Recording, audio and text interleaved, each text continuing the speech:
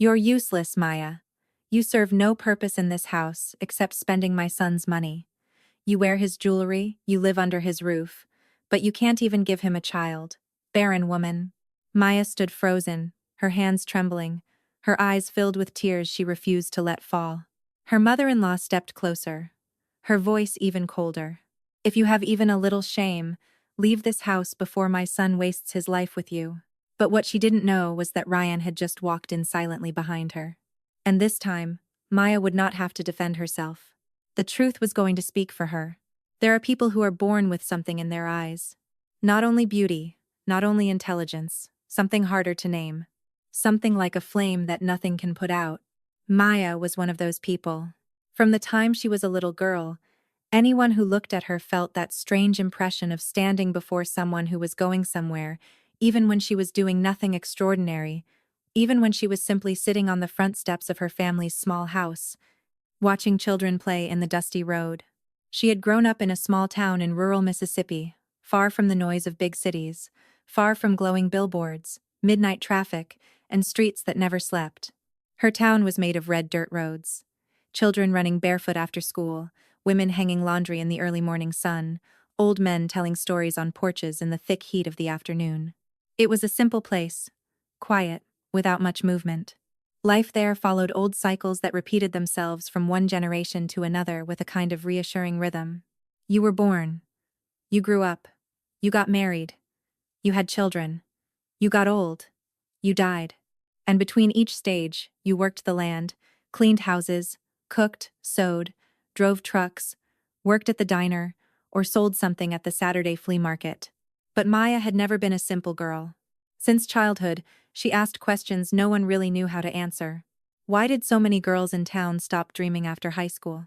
Why did the boys leave for Atlanta, Dallas, or Chicago, and come back with new phones, new sneakers, and stories about opportunity, while the girls were expected to stay home and wait for whatever life handed them? Why did the world seem to move at two different speeds depending on whether you were born a boy or a girl? Her fifth-grade teacher once told her she had a mind that never stopped turning. He didn't know whether he meant it as a compliment or a warning. Maya smiled and decided it was a compliment. Her mother often told her not to think too much. Too much thinking, she said, brought girls trouble. What mattered was learning how to cook, how to keep a home, how to be gentle, patient, and respectful. It wasn't cruelty. It was the love of a woman who wanted to protect her daughter from the disappointments of the world. A woman who believed the safest road was the one already walked by others. Maya listened. She nodded. And she kept thinking. She kept reading everything she could find. Old newspapers bought for a quarter at the flea market. Used magazines left behind at the laundromat. School books her cousins had abandoned after exams. Business articles printed from the public library computer when the librarian wasn't looking too closely at how many pages she was using. She taught herself things no one had ever taught her. She had a particular way of looking at people and situations with eyes that seemed to understand far more than anyone had explained. There was one thing Maya loved more than anything in that town that felt too small for her. Stories. On evenings, when the older folks sat outside and told stories about women who had survived storms and built something with their hands, stories about men and women who started with nothing and built a life through persistence and intelligence, Maya listened with an attention the other children did not have. She stored those stories inside herself like provisions for difficult days. She told herself that if those people had succeeded with the hardships of their time, she could succeed with hers. Those stories planted in her heart a conviction that nothing would ever uproot. The limits people place on you from the outside are not the real limits. The real limits are the ones you set for yourself. And those are much farther away than people tell you. At 19, Maya was breathtakingly beautiful. Not with a cold beauty that intimidated and pushed people away, but with a warm, natural beauty that made people want to come closer, that inspired trust before she even opened her mouth. She had deep, glowing skin, delicate, expressive features, and a way of moving that was not learned but came from something inside her, a self-awareness that had nothing to do with arrogance. Above all, she had a smile that changed an entire room, a smile that began slowly, starting in her eyes before reaching her lips. And when it fully appeared on her face, it felt as if the light in the room had changed. She was elegant without effort, graceful in her smallest gestures, and she carried herself with a straightness that showed she knew exactly who she was, even when the world around her tried to convince her otherwise. That year, Maya graduated from high school. Not only graduated, but graduated at the top of her class. She earned the best grades her town had seen in years, according to the principal, whose voice trembled with emotion during the graduation ceremony. On the day the results were announced, when her name appeared first on the list, she did not scream. She did not jump. She did not celebrate the way some of her classmates did, dancing in the school courtyard until evening.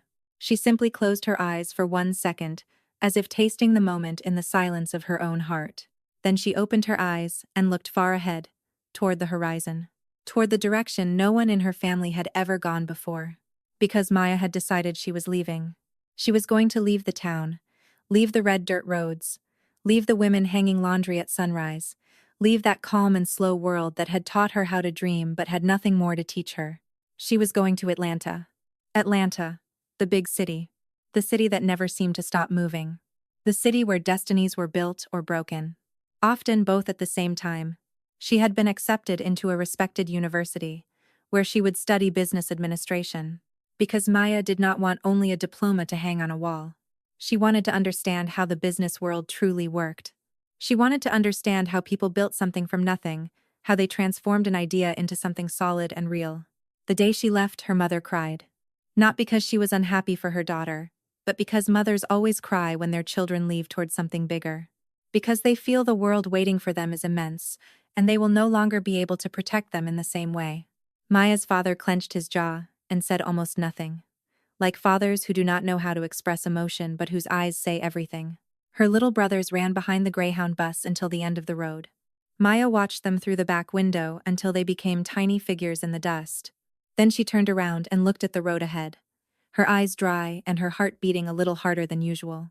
Atlanta welcomed her the way big cities welcome all new arrivals. With noise, heat, sweat, constant movement, and a kind of electric energy that grabs you by the stomach and refuses to let go. The first weeks were a shock to senses accustomed to the slow pace of her hometown. The endless traffic, the horns, the street vendors selling bottled water and fruit cups near intersections, the mixed smells of fried food, gasoline, hot pavement, and rain on concrete. The city never stopped, never rested, never lowered its voice. Maya found a small room in a cheap student residence, with a window overlooking a noisy alley and a low ceiling that held the summer heat like an oven. She had very little money, just enough to pay tuition, eat simply twice a day, and make it to the end of the month with a few dollars left. Her dinner was often white rice with beans or canned tuna, cooked quickly on the small hot plate she shared with the girls on her floor. But she never complained. Not once did she call her mother to say it was hard, that maybe she had made a mistake, that maybe home had not been so bad after all. She had that rare ability to take hardship as a normal step on a path. Not as an obstacle that stops you, but as a stair you climb one by one, each one bringing you closer to something better. She loved her studies. She loved marketing classes, business strategy classes, even accounting classes that gave most of her classmates headaches. She took careful notes, asked questions that sometimes surprised her professors with their precision, and often stayed after class to understand a point she had not fully grasped. Other students admired her discipline. Some asked her for help before exams. Maya always helped patiently, without boasting about what she knew. She managed her time in a way her classmates watched with a mixture of admiration and confusion. While they spent evenings hanging out at bars, scrolling endlessly through social media, or drifting from one distraction to another, Maya organized her evenings like a small business. She had a notebook where she wrote every task, every idea, every question she wanted to answer. She had goals written in black and white. Not vague dreams, but concrete steps with deadlines. She kept that notebook on her nightstand. It was the first thing she looked at in the morning and the last thing she read before turning off the light. Her life was built around a simple certainty. Time is the only thing no one can give back to you, once it is spent. So you might as well spend it on what matters. But Maya was not the kind of person who stayed only inside books without looking at the real world around her. She observed everything with that silent attention that belonged to her. She observed Atlanta's markets, the street vendors who knew how to find a customer in a crowd, the neighborhood shops that had survived for decades because of carefully built loyalty, the women selling handmade jewelry, church hats, quilts, and custom dresses with a skill born from necessity. And one day, while walking through a fabric district near downtown Atlanta, an idea was born in her mind with the sudden clarity some good ideas have, as if they had simply been waiting for the right moment to appear. The idea did not come entirely by accident. It came because her eyes had learned to put together things other people kept separate. She thought of her cousin back home, who sewed beautiful dresses. Dresses that mixed Southern church elegance, African American heritage patterns, modern cuts she had seen in old-fashioned magazines, and a kind of dignity that no fast fashion store could imitate. She thought of all the extraordinary seamstresses and tailors working in small back rooms, creating beautiful, unique pieces with their hands, pieces with soul, but with no way to reach an audience beyond their neighborhood. And she thought of all the women in Atlanta, Chicago, Houston, New York, Los Angeles, and even overseas, who wanted clothes that felt both authentic and modern. Clothes that said something about who they were. Clothes that carried history with pride and elegance. She was going to create an online store. A store that sold heritage-inspired clothing redesigned for modern women. Clothes made by real artisans, each piece carrying a story behind every stitch. And she was going to do it from her tiny student room, with a laptop that overheated after 20 minutes of use and savings, that amounted to a few folded bills in an envelope under her mattress. The beginning was modest, as all true beginnings are. She learned how to build a website by watching tutorials on her phone. She made mistakes and wrote them down so she would not repeat them. She started over with a patience that difficulty did not seem able to damage. She learned product photography with nothing but her phone and the natural light from her window. She contacted tailors. First, only one. An older woman in Atlanta's West End, named Miss Lorraine, who made hand-embroidered dresses and Sunday suits with a precision that left people speechless. The embroidery was so fine it looked as if a machine had done it. But no, it was her old, skilled fingers. Fingers that had learned the craft from her mother, who had learned it from hers. At first, Miss Lorraine looked at Maya with suspicion. This young college student talking about photographs, websites, customers who lived far away, shipping across the country, online payments, and brand storytelling with a seriousness that seemed far beyond her age. But Maya knew how to speak to people. She had a way of looking you in the eye, explaining things simply and honestly, without promising the moon, admitting what she did not yet know. That inspired trust. She told Miss Lorraine clearly, "I don't know yet if this will work. But I know what you make deserves to be seen by more people. So let's try together." Miss Lorraine accepted. The first sales took time to come. Maya posted on social media. She wrote descriptions that gave life to the fabric. She told the story of the artisan, explained the origin of the pattern, the meaning of the colors, the inspiration behind the cut. She treated every customer as if she were the only one in the world. And people felt it. The first orders were small. A hand-embroidered church dress sent to a woman in Birmingham. A modern wrap dress shipped to a graduate student in Boston. A custom set made for a bride's rehearsal dinner in Atlanta. Then the orders began to multiply. Women recommended the store to their friends. Photos posted by satisfied customers began circulating online. Maya started working with more seamstresses and tailors, expanding her collection, offering custom clothing for special occasions. She came home from class, ate quickly, and worked until 2 in the morning, sometimes 3. She slept little but slept well, with the sleep of people who know they are moving in the right direction. Every new order gave her energy for the next one. Every satisfied customer became living proof that her idea was right. Within a year, her monthly revenue reached a level that would have seemed impossible on the day she uploaded her first photo from her student room. She was able to rent a slightly larger apartment, buy a better laptop, and hire her first assistant to help with packaging and shipping. And she continued her studies with the same brilliant grades, juggling classes, exams, and nights spent managing a business that never fully slept. Her professors did not always understand why this student seemed 2 steps ahead in business strategy discussions. They did not know she was not only working on theoretical case studies. What made Maya's store different from others was not only the quality of the clothing. It was the soul she put into it. Every piece sold came with a small handwritten card containing the artisan's name, hometown, and a few words about the design. Customers were not buying a dress from an anonymous store. They were buying a piece of a living story. And no major fashion brand could give them that. Maya understood early that in a world increasingly filled with identical things made in bulk, people were thirsty for authenticity. Thirsty for something touched by human hands. Something that carried intention. She gave them exactly that. It was in this context that she met Ryan.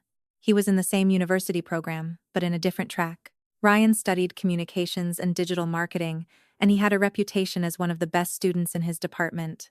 It was not an empty reputation built on professors liking him. Ryan had a real gift for understanding how people thought, what attracted them, what touched them deeply, what made them stay on a page or leave within 3 seconds. He saw things others did not see in an advertising campaign, in the way a message was phrased, in the choice of a color or an image. He was handsome too, in a different way from Maya's natural elegance. He had an open, honest face that seemed to hide nothing. A gaze that smiled before his lips moved.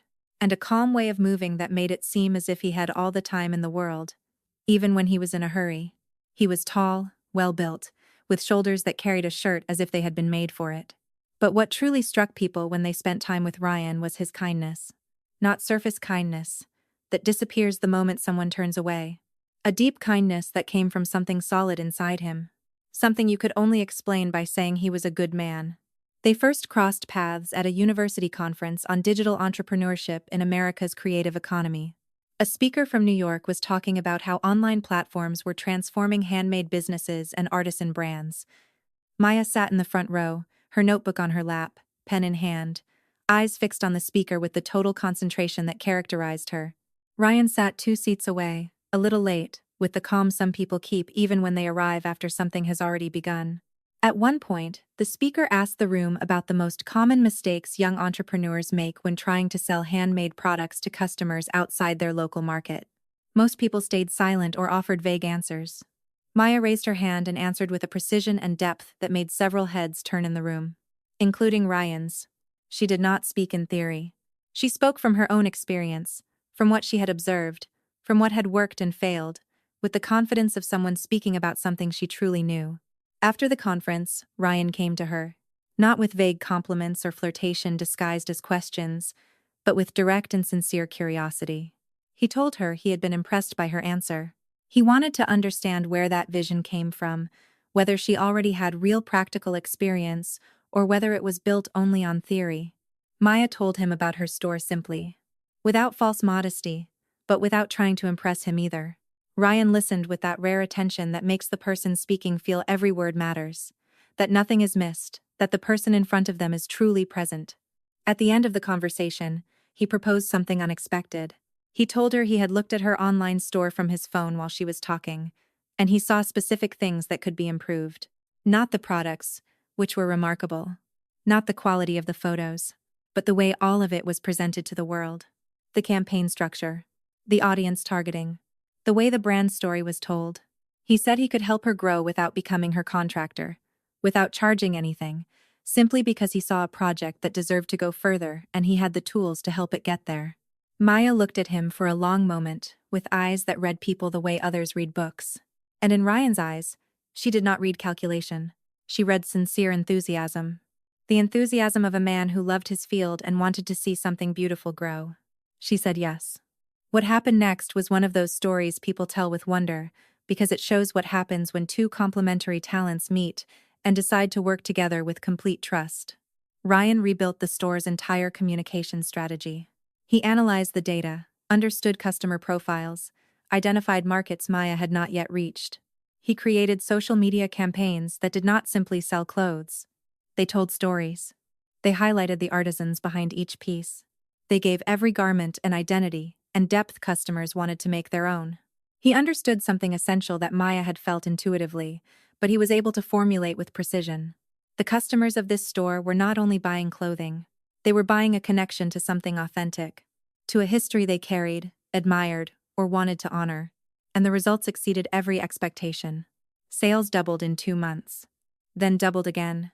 Fashion blogs began contacting Maya for interviews. Influencers asked for collaborations. Boutiques in Atlanta and New York requested wholesale partnerships. A hotel in Savannah ordered custom pieces for its luxury gift shop. Within a year and a half, the little online store created in a student bedroom had become a real company, with employees, dozens of artisan partners, and monthly revenue that made Maya sit quietly for a long time the first time she saw the numbers. Maya and Ryan worked together every day from morning until night, and sometimes long after night had fallen. They discussed strategy for hours. They debated new ideas with a liveliness that never allowed the conversation to grow tired. And without either of them fully realizing it, something else began growing between them. First, complicity. That precious feeling of understanding each other without needing to explain everything. Then tenderness. Then something even stronger. Something that did not resemble the love in movies or novels with their grand gestures, but real love. The kind that settles slowly like rising light, and once it is there, becomes as natural as breathing. One evening, while they were working very late, both silent in front of their screens with only the desk lamp glowing between them, Ryan closed his laptop. He looked at Maya, who was bent over financial reports, her brows slightly furrowed in concentration, and he told her how he felt. Not with big words prepared in advance. Not with polished phrases. Simply, honestly. With that way he had of saying important things clearly and directly because they deserved nothing less. Maya lifted her eyes from the screen. She looked at him, and she smiled. That smile that began in her eyes. They became a couple. 2 years later, they married. The wedding was beautiful, warm, colorful, surrounded by family and friends who came from everywhere. The clothes worn that day were, of course, made by the artisans Maya had worked with since the beginning. Miss Lorraine made Maya's wedding dress herself, with visible pride on her wrinkled face. She worked on it for 3 weeks and refused payment, saying the dress was the most beautiful gift she could give the young woman who had shown her work to the world. Maya's mother cried all day with a happiness so great that she laughed at the same time. Ryan watched his wife all day with the expression of a man who knows he has found something rare and will never forget it. But life sometimes has a way of placing trials exactly where we are most vulnerable. Months passed after the wedding. Then 1 year. Then 2. And Maya did not become pregnant. She saw doctors. She underwent tests. She followed treatments that required discipline and consistency. The doctors spoke of hormonal issues, difficulty conceiving, treatments to try patiently. Maya tried everything with the same silent determination she brought to everything she did. She took her medicine at fixed times, followed dietary advice, went to every appointment, never missed a checkup. But every passing month carried a slightly heavier weight, a pain that settled somewhere in her chest and refused to leave. What she did not tell Ryan was that the pain did not come only from her body. It came from the house, too. It came from Ryan's mother. Ryan's mother was named Evelyn. She was a woman from an older Southern generation, a woman who carried her beliefs like stones in her fists, solid, heavy, and ready to strike anyone who did not think the way she did. Evelyn had a very precise idea of what a good wife should be. An idea made of traditions inherited over generations, assigned roles, family hierarchies no one was supposed to question. And in that vision, a wife had one first and almost sacred responsibility: to give children to her husband. When Evelyn realized Maya was not pregnant after 2 years of marriage, something changed in her eyes. The forced lightness she had shown her daughter-in-law at first, that surface politeness hiding old suspicion, began to crack. And through those cracks, cold and hard hostility began to seep out. Evelyn began coming to their house more often. Not to help, not to support, but to inspect, to watch, to comment. She arrived in the morning without warning and looked at the house with the eye of a judge who asked nothing and judged everything. A dish not prepared according to her standards. A furniture arrangement that displeased her. A way of receiving guests that did not match what tradition demanded. But all of that was only pretext. Ways of entering the house and establishing a heavy presence there. One morning, while Maya was getting ready to go to the office, Evelyn arrived. Maya wore an elegant outfit, a tailored suit made from heritage fabric with hand-embroidered details. Around her neck was a gold necklace, and on her wrist was a bracelet a jewelry brand had given her during a business partnership. She held a beautiful handbag Ryan had given her for their first wedding anniversary. Evelyn looked her up and down with a long, heavy silence worth 1,000 words. Then she said in that calm voice that made insults hurt more than shouting ever could, "Look at you. That necklace, that bracelet, that bag. All of it comes from my son's money.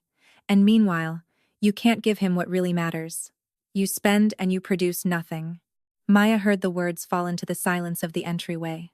She closed her eyes for 1 second, searching for the strength not to answer with what she truly thought.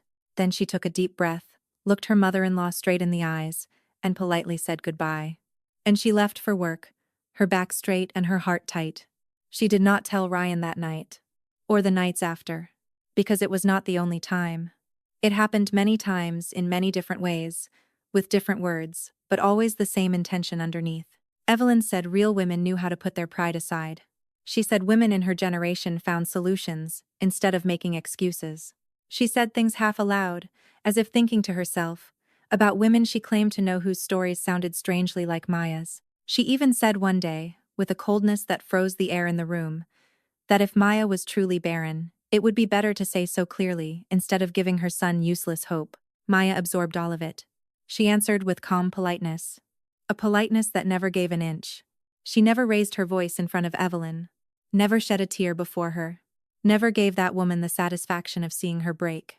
But at night, when Ryan slept beside her, Maya stared at the ceiling with that weight in her chest that no longer left her. And sometimes tears flowed silently in the darkness, tears she wiped away before dawn so the morning could look like any normal morning. She made that choice out of love, not weakness. Maya did not know weakness in that way. She chose silence because she loved her husband, and did not want to become the instrument of a fracture between him and his mother. She knew what it meant to break that bond. She knew wounds like that did not heal easily. And she did not want to be responsible for them.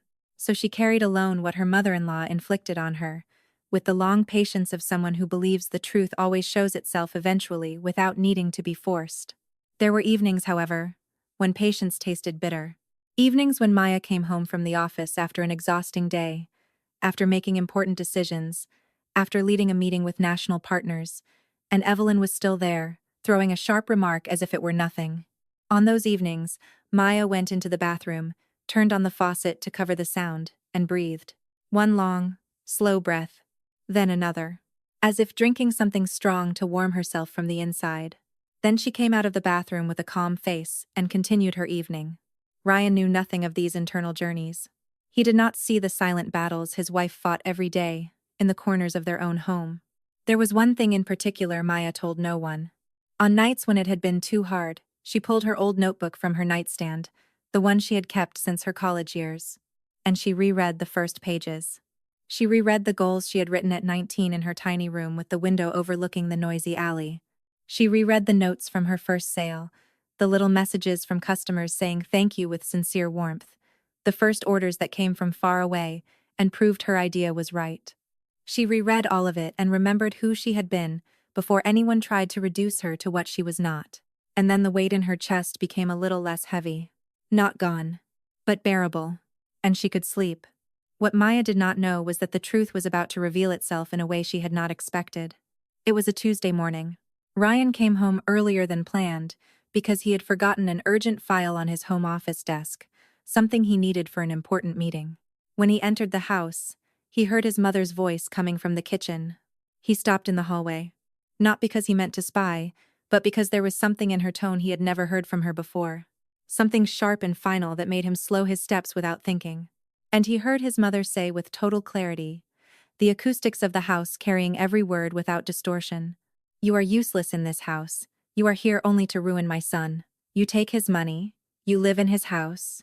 You decorate yourself with jewelry, bought with his money, and you can't even give him a child. Maybe you are barren. And if that's the case, you had better leave on your own before someone asks you to." Ryan stood motionless in the hallway.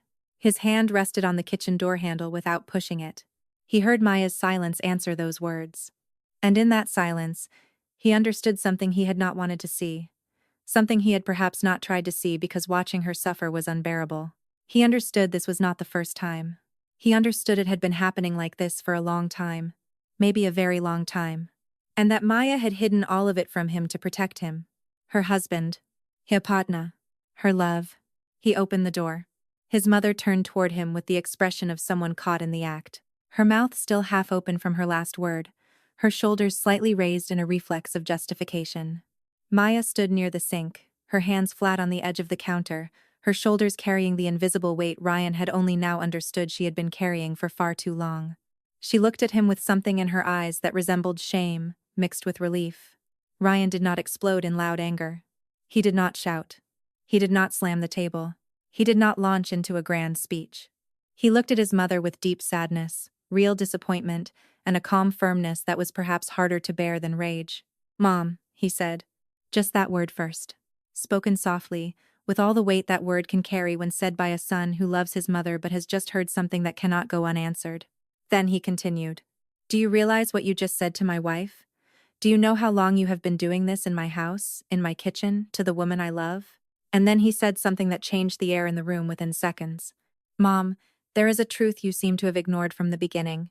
Everything you see here, this beautiful house, the furniture, the cars outside, the money you keep calling my money, all of it exists because of her. Evelyn stared at him. Ryan did not look away. Maya was my business partner before she became my wife. No, it's even simpler than that. She is my boss. She created this company from nothing when she was still a student in a dorm room with almost nothing in her pockets and everything in her mind. She had the idea. She worked through the nights. She built something great before I ever arrived. Maya lowered her eyes. Ryan continued. I came after her, and I helped her grow it. But what we have today, Mom, belongs to her. It is her work, her intelligence, her vision. So when you talk about my son's money, you are talking about my wife's money, and you have owed her from the first day a respect you never bothered to give. Evelyn put a hand over her mouth. That gesture said everything. It said shock, shame, the sudden realization that everything she had believed, everything she had thought, everything she had said in that kitchen, and every other time before, had been built on ignorance she could have chosen not to have. She looked at Maya differently that day. She looked at the woman she had wanted to see as small, and she had to see what she had refused to see from the beginning. Someone much greater than she had imagined. Ryan looked at his mother, who no longer said anything, then turned toward Maya. He asked her softly why she had never told him any of it. Maya remained silent for a long moment. Then she said with that direct simplicity that was her way of telling important truths, She's your mother. I didn't have the right to put distance between the two of you because of what I felt. The love I have for you was bigger than the wounds I carried. So I chose to carry them alone. Ryan's eyes shone. He looked at his wife the way one looks at someone they thought they knew, only to discover another depth, even more beautiful and greater than imagined. He told her she would never again carry alone something that concerned both of them. He told her he was her husband, her ally, that he was there for all of it, not only the good moments. Evelyn tried to make things right that day. She took a step toward Maya. Her shoulders, usually so straight, were slightly lowered by a humility only truly strong people know how to have. She took Maya's hands in hers and asked for forgiveness. Not a quick, polite apology. A real apology. One that took its time. One that recognized the wrong. One that looked the wounded person in the eyes. Maya looked at her. Then she smiled. The jewelry I wear and the bag I carry are my money as much as your son's, she said. So you were right about one thing. It is family money, and in a family, everyone respects each other. Evelyn smiled despite herself. A small smile that looked like a beginning, not an ending. Ryan watched the two women in his life look at each other for the first time without a wall between them. He said nothing. He simply placed a hand on his wife's shoulder. A simple gesture that said everything words did not yet know how to say. I am here. I should have been here before. I will not leave again. And Maya placed her hand over his without looking at him, her eyes still turned toward Evelyn. That contact was enough to hold everything. The pain of the past, the forgiveness of the present, and the promise of other things to come. Things truly changed after that Tuesday. Evelyn came to their house again, but differently. She brought carefully prepared food, the way one cooks for someone they want to honor. She became interested in the company with sincere curiosity. She asked questions, openly admired what Maya had built, and Maya answered her with generosity, without resentment, without reminders of the past, without holding back. They built something together neither of them had expected. A real relationship, with acknowledged disagreements, shared laughter, comfortable silences, and that mutual respect only people who have gone through something difficult together can sometimes find. Ryan watched all of it and smiled.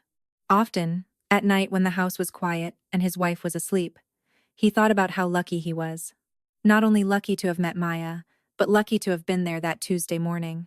Lucky to have heard what he needed to hear. Lucky to have known what to say and what to defend. Because love is not always enough. It also needs courage beside it. 3 months after that morning in the kitchen, Maya went back to her doctor. Her hormone levels had changed. The treatments were finally showing results. And one morning, sitting on the edge of the bathtub with a pregnancy test in her hands, she saw 2 lines appear. She stayed motionless for a long moment, staring at those two lines as if afraid they would disappear if she moved too quickly. Then she gently placed the test on the edge of the bathtub, put both hands over her still flat stomach, and for the first time in a long time, a very long time, she cried. Not from pain. From something words have difficulty naming exactly, but the heart recognizes immediately. Ryan was in the bedroom. He saw her come out of the bathroom, read her face, and understood before she spoke. He stood and took her in his arms without a word, because some moments do not need words. Because some joys are too large to fit inside a sentence. The news spread the way good news always spreads, quickly, with joy in every voice that carries it. Maya's mother cried on the phone the way she always did on great occasions. The employees at the company applauded in the office when Maya announced it with her quiet smile. And Evelyn received the news in a way no one had fully expected. Ryan called her and said simply, "Maya is expecting a baby, Mom." Evelyn said nothing for a few seconds. Then Ryan heard something he did not remember hearing since childhood. His mother truly crying. Not ceremonial tears. Not tears for show. Real tears coming from a place she had kept closed for a long time. The pregnancy unfolded with its own beauty and its own difficulties. Nausea in the first months. A fatigue that sometimes made the days long, but also moments of pure grace nothing else can give. The first movement felt like a secret between her and the child. The way Ryan placed his hand on her belly at night and remained still, attentive, hoping to feel that secret movement too. The way Evelyn, now present in a loving and appropriate way, cared for Maya with a tenderness she had never had the opportunity to express before. She brought homemade soups, old family recipes, teas she claimed helped with nausea, oils for Maya's back and belly. She massaged Maya's shoulders without being asked, with skilled gestures that came from wisdom passed from woman to woman for generations. There were evenings when the two women stayed together in the kitchen. Maya sat on a stool with her growing belly, and Evelyn stood near the stove, teaching her traditional Southern recipes as if telling stories. She explained the origin of each dish, the meaning of each ingredient, the occasions when certain foods were prepared. And Maya listened with the same hunger to learn she had always had. She asked questions. Sometimes suggested a variation that Evelyn received with amused surprise. Those kitchen evenings had something soft and healing about them, as if the old hurtful words dissolved into the steam rising from the pots, and something new and solid took their place. Ryan sometimes watched from the hallway without entering, not wanting to break the charm of those moments. And he felt something in his chest that had no simple name but resembled fullness. 9 months later, at dawn, on a quiet morning in an Atlanta hospital, Maya gave birth to a small, perfect boy, with his father's eyes, and something in his expression that already reminded everyone of Maya. That way of seeming to observe everything with seriousness and curiosity at the same time. Ryan held his son for the first time with infinite care, his hands trembling slightly, his eyes bright with the look of someone discovering something for which he did not have enough words. He looked at that little face, and something inside him broke softly in the right way. The way shells break when they are no longer needed. Evelyn had waited in the hallway for hours, hands folded on her lap, lips moving in silent prayer. No one had asked her to say, but that she said anyway. When the door opened and Ryan came to get her, she stood with a speed her joints usually no longer allowed. She entered the room and looked at Maya in the hospital bed, exhausted and luminous. Then she held her grandson against her with that immense and simple love grandmothers have for those tiny beings who remind them that life always begins again, that it begins again despite everything. She looked at Maya, and Maya looked at her. Between those two women who had looked at each other so long with suspicion and pain, something new and solid had taken the place of everything else. Something one might call, after searching for the right word, family. Maya smiled once more. That smile that began in her eyes. In the weeks and months that followed, the house filled with new life, with the particular softness houses have when a child arrives and everyone around him has decided to offer the best of themselves. The baby grew. He gained weight. He began to smile. And each new smile sent joy in every direction. Maya thought about the road she had traveled, the small town of her childhood. Her mother watching her leave with tears and a smile mixed together as she boarded the bus with a small bag and large dreams. The student room with the window overlooking the noisy alley.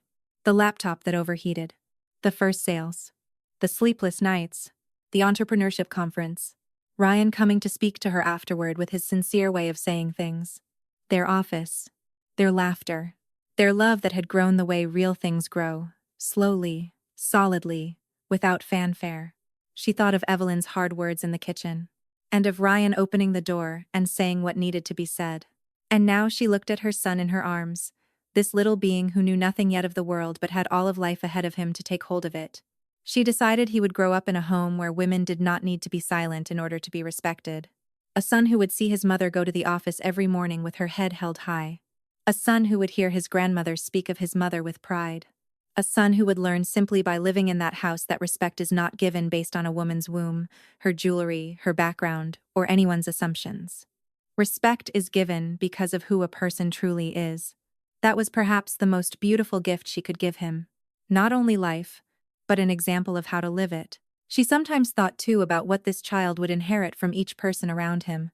From his father, he would inherit deep kindness, and that calm courage that made no noise but stood firm when it was necessary. From his grandmother Evelyn, he would inherit roots, tradition, the wisdom gathered over generations. And perhaps, if life was generous, he would also inherit the ability to recognize one's mistakes, one of the rarest forms of strength. And from his mother, this child would inherit the flame. That flame nothing can put out. The flame that harsh words cannot blow away. The flame that long waiting and pain carried in silence can never reduce to ashes. The flame that makes a person look toward the horizon, even while standing in mud. Maya did not yet know what her son would become, but she knew he would have all the fire he needed to find his way. Ryan entered the bedroom then, carrying a glass of water for Maya. He found her sitting in the chair, their son asleep against her eyes distant with the look of someone thinking about many things at once. He asked her what she was thinking about. She lifted her eyes to him, and smiled that quiet, deep smile that belonged only to her. "I was thinking about everything that brought me here," she said. "And I was telling myself that every step was worth it, even the hardest ones." Ryan sat on the edge of the bed facing her and looked at his wife and his son. He did not say a word, because some things are too large to be reduced to words. And the silence between two people who understand each other is sometimes more eloquent than anything that could be said. And that is the story of Maya and Ryan. The story of a woman who left a small town with a little bag and a flame in her eyes, who built something great with her hands and her intelligence, who loved without calculation and suffered without complaint, and who knew how, even in the darkest moments, to keep her dignity intact and her heart open. The story of a man who knew how to see at the right moment, hear what needed to be heard, and say what needed to be said. Because love, without the courage to defend what it loves, is only a beautiful idea the wind can carry away. And the story of an older woman who had the rare strength to recognize she had been wrong and to change. Because even the hardest hearts can open when the truth truly touches them. The lesson of this story is short, but it reaches far. A strong woman should never have to choose between her dignity and the peace of her home. And a man who truly loves must be willing to stand up, even against his own mother, to defend what is right. Now I want to ask you something. What did this story make you feel? What do you think about Maya's choice to carry everything alone for so long, and Ryan's reaction when he finally learned the truth? Leave your thoughts in the comments.